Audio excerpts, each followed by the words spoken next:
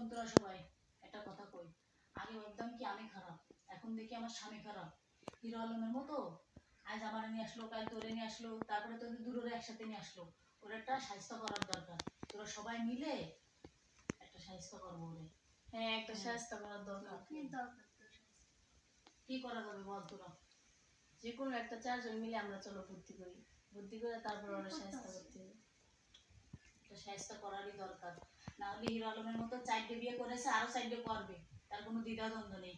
4 জনের ঘরে যদি 4টে বাচ্চা আসে, ঘর ভরে যাবে অল্প দিনে।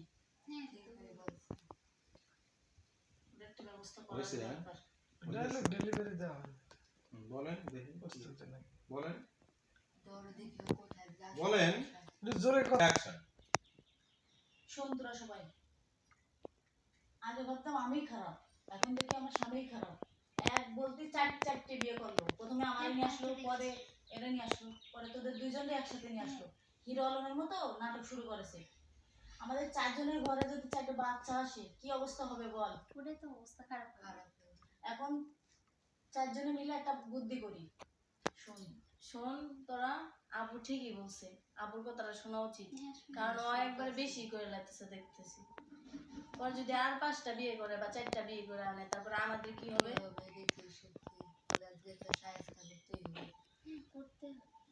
চলো আজকে একটা বিয়ে করবোই। আসুক আজ বাসায় দিয়ে আয় বসো। একজন কয় আরেকজন বসে। বসো